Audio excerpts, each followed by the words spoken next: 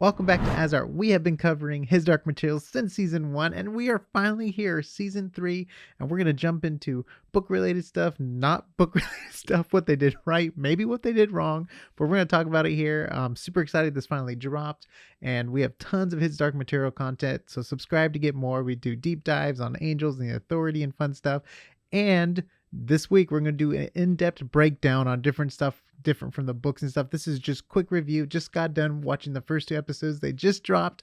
Let's go. Oh boy. The way Will meets Brooke and Balthamos. Oh man. It's different. I get it.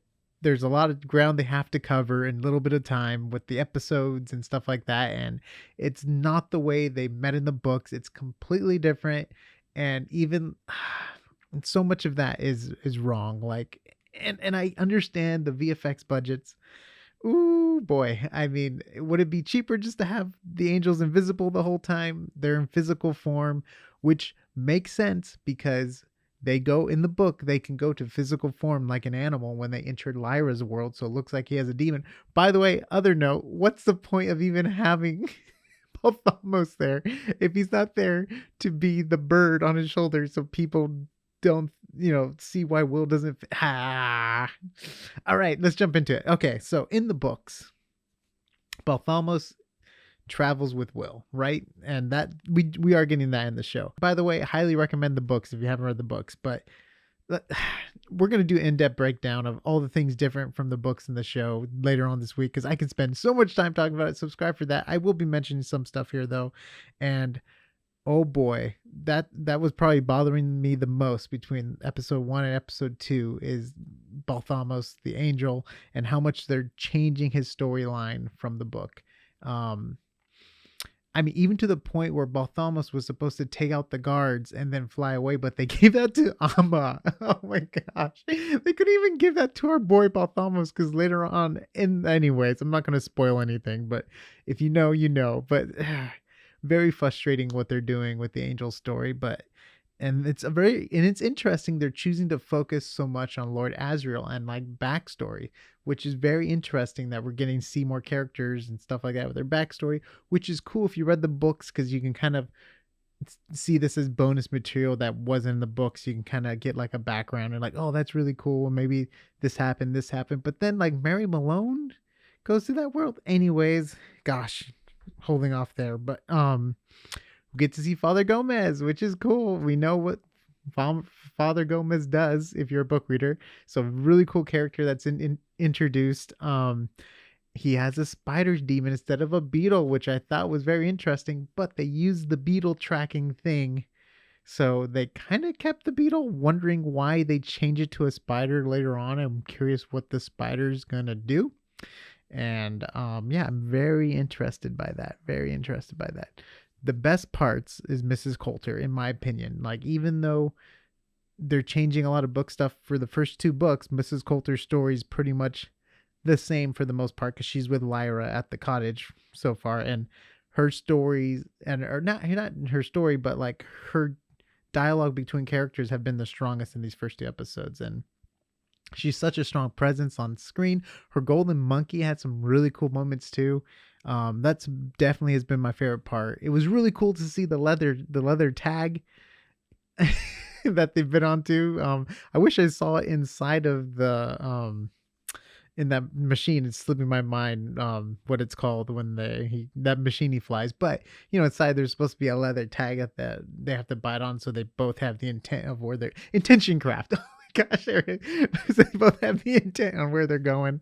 So it was cool to see. I get it. You can't put everything in. Like, the Gallivespians don't have dragonflies, and we only have one Lady Selmac Gallivespian in the story. We don't have. We're gonna go that in-depth breakdown. By the way, if you're a Gallivespian fan, we have the book version as shirts on AsArt.space. Really cool. It's a Gallivespian mounting their dragonfly. So go check it out, AsArt.space. I was looking forward to seeing Will have a bird demon in the world and him take a shot of vodka, which is in the books, but we don't see.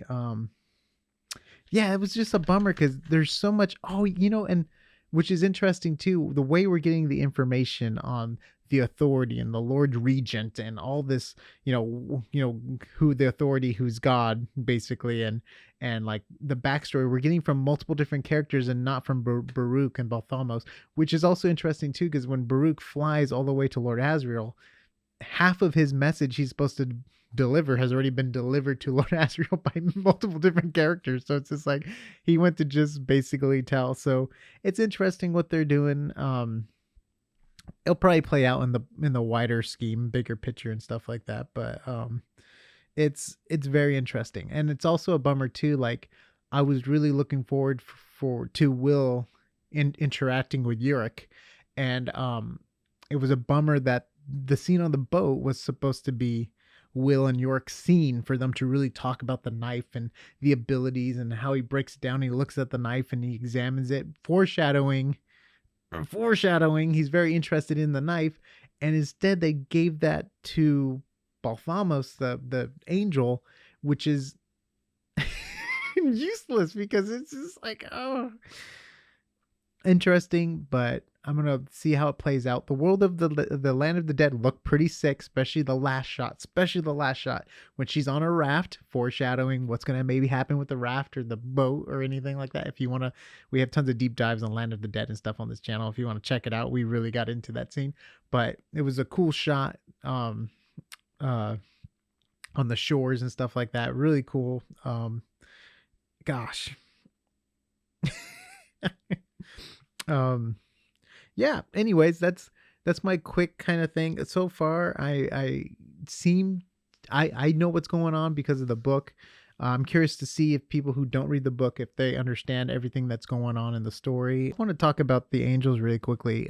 They spend a great deal in the book talking about how hard it is to see angels, and it's like you have to look at the corner of your eye to see them and stuff like that. And it's just almost like I wonder if it would be easier not having anyone even on screen, because it's almost weird like two people walking around in my boy.